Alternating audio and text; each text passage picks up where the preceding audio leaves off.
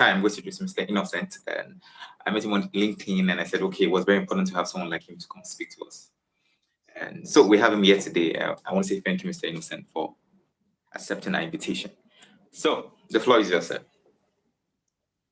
Thank you so much, Mr. Yemo. Hello, everyone. Thank you for joining us today. It is an honor and a privilege for me to be here today and having this session with you all. So, my name is Innocent Assoman. You can just call me Innocent. I'm originally from Cote d'Ivoire, West Africa, Wow. and I am currently serving as a graduate teaching assistant at the Stanley School of Leadership at Kansas State University. And I'm also the president of Lead Plus Africa, an organization co-founded and created in Cote d'Ivoire, West Africa, serving young people in three main strategic areas, which are leadership, entrepreneurship, and digital literacy promotion. So today, we are going to talk about leadership, but in a very specific way. So Mm. our topic of today is collaborative leadership, leading with others. And I want you to be very focused and engage with the content. And at some point, I will be more than happy to get to the Q&A level so that I can answer to some of your questions. So, collaborative leadership, it can sound like this is a big term or a big concept for many people, but the truth is, we have the word collaboration in it. So I will start my presentation by giving a possible definition of collaborative leadership. Then I will move on to the importance of leading with others. And then we will continue try to dive into collaborative leadership. So what do I mean by dive into collaborative leadership is just try to unpack collaborative leadership and some strategies to engage in a collaborative leadership perspectives. So, circling back, I will start by giving a kind of standard definition of what is collaborative leadership. So, for some scholars in the field of leadership or some practitioners, they will define collaborative leadership as a leadership style. Others will say that it is rather a leadership strategy. But at the end of the day, I feel like it is both. It is a combination of both leadership strategies, which is applied through a style. So, collaborative leadership involves sharing information, ideas, and decision with a group of people who have a common goal. This is very important. Okay. So, collaborative leadership can be applied in different settings, such as teams, organization, coalition, where the leader is not acting as the main figure, but the leader acts as a facilitator or a coordinator rather than the authoritarian power or controller. This is very important. Then, why is it so important today to lead with others?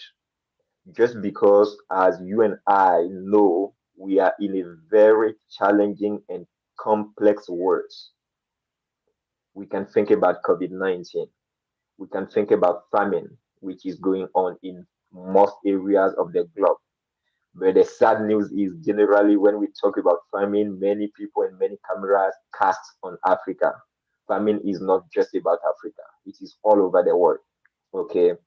So these are complex issues that one individual, I mean one single brain, cannot help to address or to overcome. This is why it is very important to engage in collaborative leadership, which means inviting other people to think critically about issues and challenges. So, in today's world, we are in a kind of interconnected and rapidly changing world. So, no one person can have all the answers or skills necessary to tackle complex challenges. Then, collaborative leadership enables harnessing the collective intelligence, diverse perspectives, and skills of a team to drive innovation, solve problems, and achieve success. This is very important. Now, what are some of the foundation of collaborative leadership? Let's say for some people, again, collaborative leadership, people in the management space. And today our topic is not about management and leadership, but the truth is there are nuances. Okay, there is a contrast between management and leadership. Oftentimes, people in the management space will say that collaborative leadership is a new form of management. That is true to some extent, but it is more than that. Okay, so again, remember, I stated earlier in collaborative leadership, we see the leader as a facilitator, not as a controller. This is very important. So, when we think about the foundation of collaborative leadership, one key point is building trust and fostering positive relationship. Why and how can we make this happen? It is very important in any kind of collaboration or relationship building to think about trust first. One example can be most of us are working with people or connecting with people or engaging with people. At least we have family members, we have friends. And you can see that if one doesn't trust you, or if there is no signals of trust, no one will be willing to share pieces of their personal, let's say, life story, or even some of their decision with you. So trust is very important because it builds connection and it strengthens connection. So trust is the foundation of successful collaboration. It establishes a safe and supportive environment where people or team members can freely express the ideas and take risks because they know that what I'm going to say here and what I'm going to share here will stay here and we are in a safe place. So trust is key. Now, what are some of the strategies that can help to build trust? Communication. Each and every day, we should promote communication in our respective settings. Communication here again doesn't mean be the best communicator or the best speaker. No, communication is more than that. This is where there is a nuance between speaking and communicating. Okay, so open communication, transparency, and delivering on commitment are key strategies for building trust. And actively seeking input and feedback are very important because I know generally as young leaders, sometimes we feel like our idea is the best and we are not expecting any criticism from people. Whereas in a collaboration, we should pay attention to people's voice. We should create a space so that other people can also voice themselves and contribute. So it is very important to communicate. Then, what are some characteristics of effective communication? Some characteristic of effective communication will be listening. And this can be a shock because we are used to talk, we are used to speak, we are used to hear people's voice. How listening where we become quiet become a very important piece in effective communication. Just because in some culture around the world, and I can point out Japan as a great example, you will see that people are very faithful and they are always active listeners. They contain themselves even though they have a view or they have an opinion to share here to listen to your perspective first. I think this is one of the greatest characteristic of good leaders or let's say great leaders.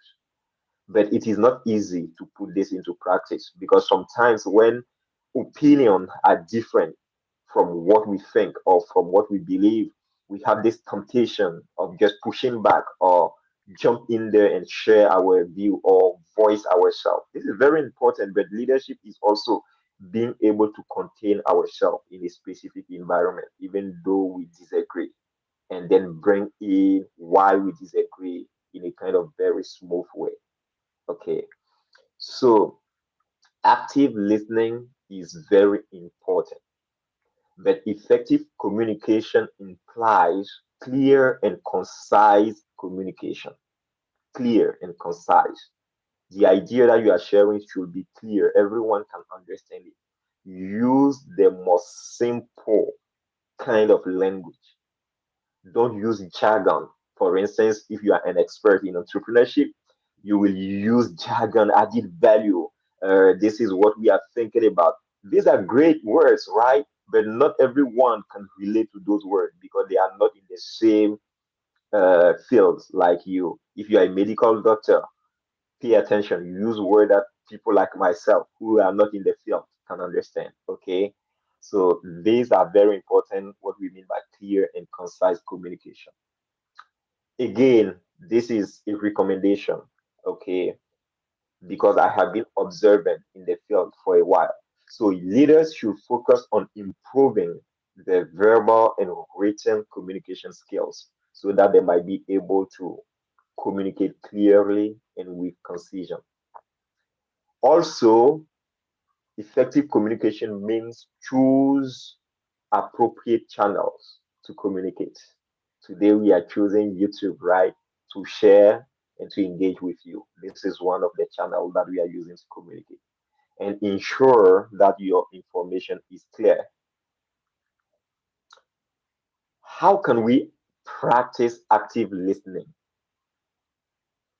Active listening involves attentively understanding others' perspectives. Others here is very important. It is anyone who is coming from a different background, which can be upbringing, education, faith beliefs, tribe, race, what else? Um, Many other things that create a kind of differences. Okay, so even like your kids can be others, your wife, your partner, your siblings are actually part of the others. So active listening involves attentively understanding of others perspectives, validating their feeling, because feeling is part of the non-verbal communication, right? So if I'm engaging with you and I'm practicing active listening, I should be able to detect some of your non-verbal communication through your body language. And I should be able to respond to what you are sharing with me with empathy, not with sympathy. And here again, there is a nuance, right? Let me give you just an example, and there are some videos that you can check from Dr. Brené Brown, who talked about, she gave very great lectures about empathy and sympathy. And you will see that, for instance, you come and you tell me, oh, I'm a student and I got maybe an F in one of my course. And I'm like, oh, I'm so sorry about that. Right. I hear you. I reply, this is sympathy. Right. But if you come and you share this same information with me, and I just think insist of replying, like saying something that can please you, I rather put myself into your shoes.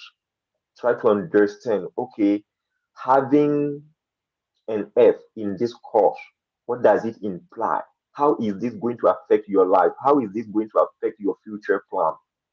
What are the emotional conditions that getting F here is putting you through? How can I relate to that? Actually, I'm showing empathy, which is different showing sympathy. And generally we show sympathy to people because we don't go to the root cause or the root of the challenge that they are facing, because we just want to jump on solution rather than understanding the issue. Okay. So when we are moving through collaborative leadership and leading with others, it is very important to value diversity and inclusion. And generally, we can see around that we advocate for diversity and inclusion out there, but in our internal organization or even in our families, we are not ready to practice diversity and inclusion because generally we don't want disagreement. We don't want people to challenge our opinion. We always are expecting people to say yes to all of our ideas. This might not always be the case because sometimes when people tease you or they challenge your opinion, maybe they want to learn better. Maybe they want to bring in a different perspective. That's why it is important to be an active listener instead of trying to defend yourself straightforward. Okay. So valuing diversity and inclusion actually brings a great set of benefits. So here I will share some benefits of having diverse perspectives about an issue or a problem. So diversity brings a wide range of experiences, knowledge, and ideas to the table.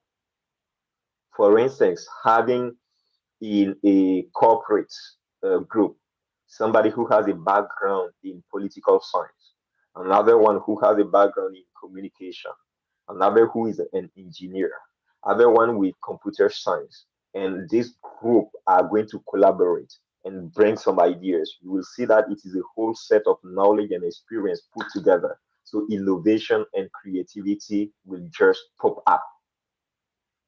But when they are bringing in the expertise and experience, they are not coming in through the lens of we are competing to each other or against each other. They are coming to share and to support each other.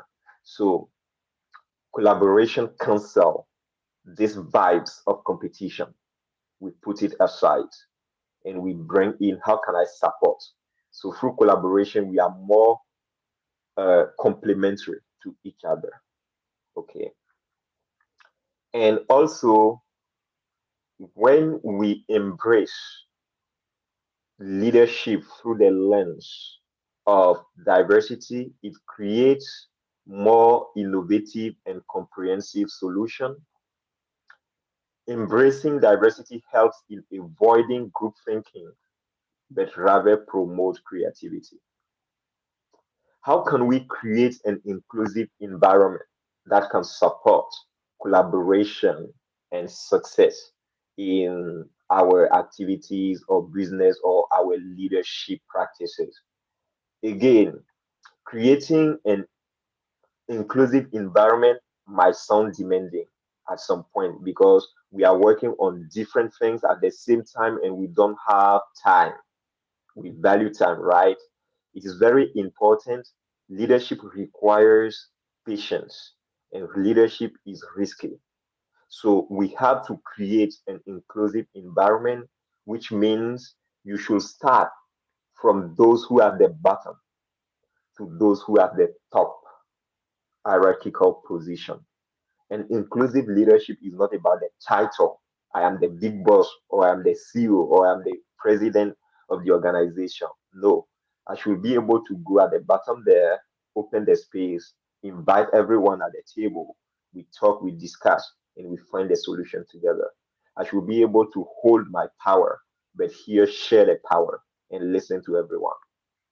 So, creating an inclusive environment start by encouraging open communication and idea sharing. Here, leaders should foster an environment where team members feel comfortable sharing their ideas and opinion openly. Because if there is no trust, I might not be able to share my opinion freely with my boss because I will always be scared, right? We should also promote collaboration through team building. This is something very, very important. We should organize team building activities, engaging in team building exercises and collaborative projects helps to build relationship, trust, and sense of shared purpose. Allow me here to point out some of my observations. Generally, when we are engaging with young African leaders like myself and some of you in our context, sometimes we put ourselves higher here to an extent that we are not even willing to engage with other people and to understand the perspectives. So we always engage with our collaborators or our team members just when we need them. We never have time, even let's go and grab lunch together. Tell me about your family today. How are you doing? We never have time for that. We just call them, even sometime, a few of the new managers know the full name of the collaborators, a few of them. So, what does it mean? It just means that we don't care about them. We care about their work and we care about our results. But if you are engaging in a process and you don't put human at the center, you don't value human, you will struggle to achieve sustainability. You can have success just for a short time. Sustainability, you will struggle because you don't value human. We should learn how to value our collaborators. We should have time with, we should spend time with them. We should show empathy. We should care. And there are many tips to do that. Celebrating your collaborators, promoting them, being present to share when they are winning. Send follow-up email. This week you did great. I appreciate your work. I am more than happy to have you with me in our team. We care about you. These are very important. So we should be able also to align our individual goals with the organizational vision. So collaborative leaders ensure that individual goals are connected to the overall mission and objective of the organization. They're fostering always a sense of purpose and direction. Trusting and empowering team members will help you as the leader or the manager to be able to delegate your authority and responsibility to team members. You can't delegate because you don't trust them. But if you trust, you will be able to delegate. So, delegating tasks or responsibilities effectively are based on individual strengths. And we should also be able to support when we are delegating by providing clear expectation and offer support when needed. We should we should allow our team members to take ownership and trust in them so that they can grow when they are working with us. I don't want to be long. Normally, we should talk a little bit about like the challenges of engaging in a collaborative leadership. But as I'm wrapping up here today, I want us to think about leadership and leading with others as a process. It is not static. It is something which can be learned, but it requires a level of vulnerability. I accept to put myself out there and learn new things that I don't know. It requires the fact of applying justice in what I'm doing, put human at the center, open the space to listen to everyone, and being able to select what can inform our next steps. Thank you so much for paying attention to my short discussion with you. Please, the floor is yours.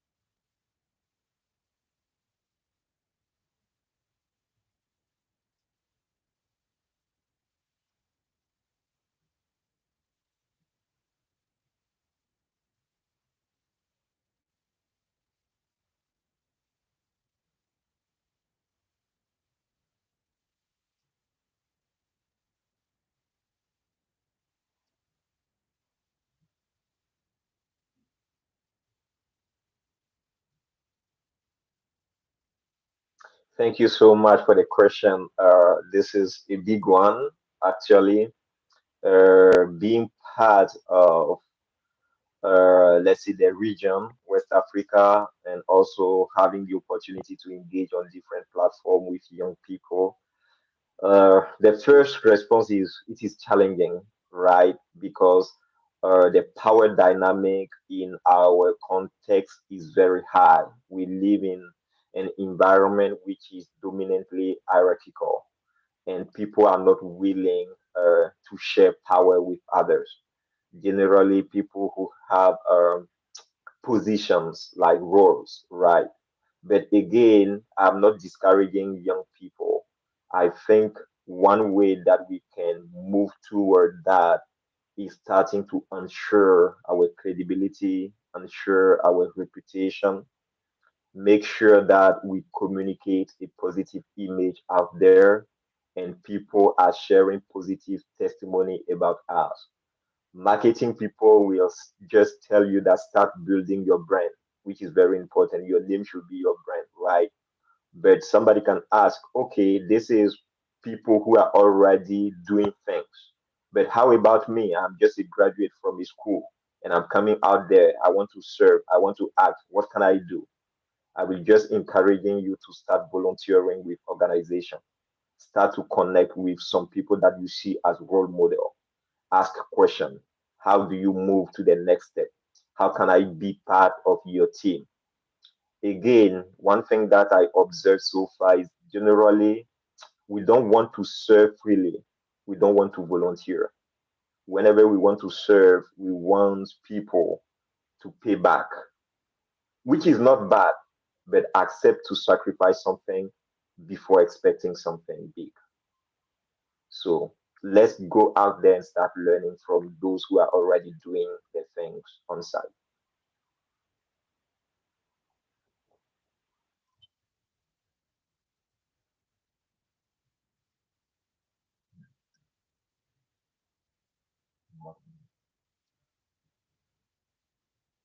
Okay.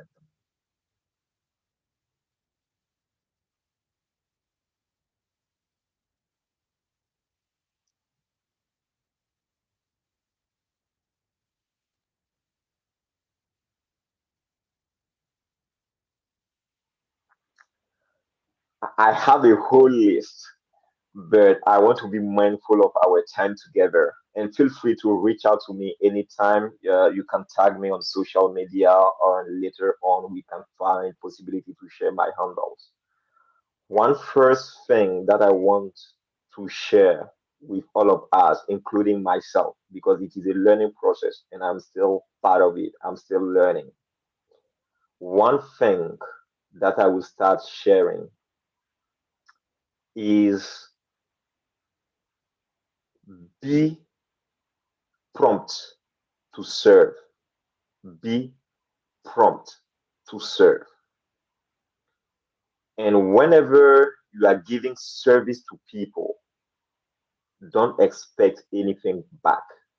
This is difficult. If you serve people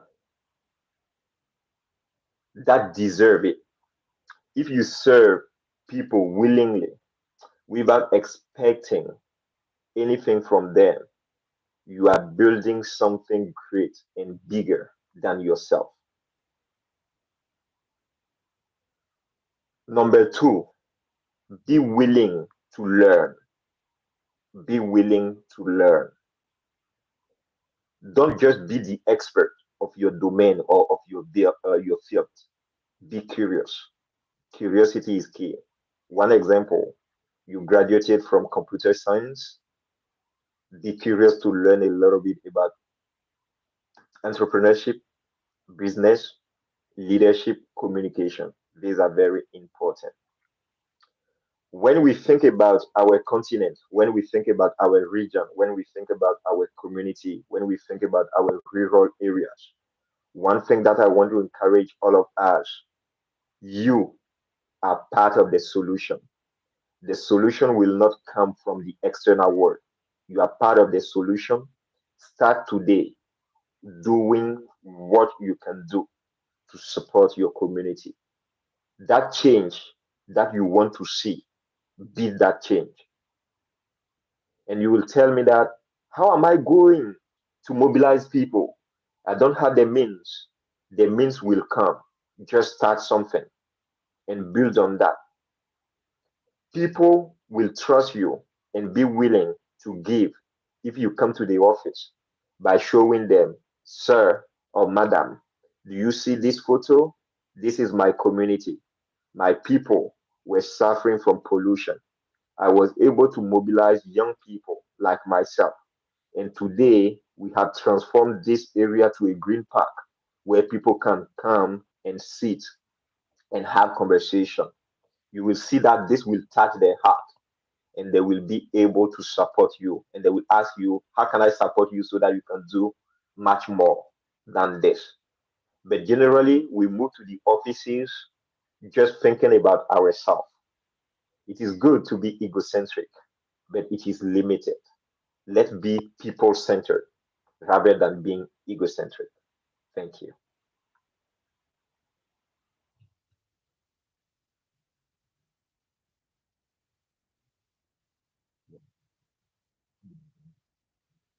And then before that, I want to say thank you, Mr. Innocent, for this. I'm really grateful. Thank you so much. And we hope to have you one of this time, maybe in, I don't know how close, but I'm not very sure for sure that we're gonna have Italy either in another country, whether in Nigeria, Ghana, any country in Africa. But thank you so much. Thank you so much. You're very Okay, so good welcome. night. My honor. Yeah, we keep in touch. Bye bye. Okay, so bye. Okay, thank you everyone for joining us. It's a great privilege to have you guys here, and we hope that you will join us for our next session, which is coming up in next month. And thank you once again. Bye.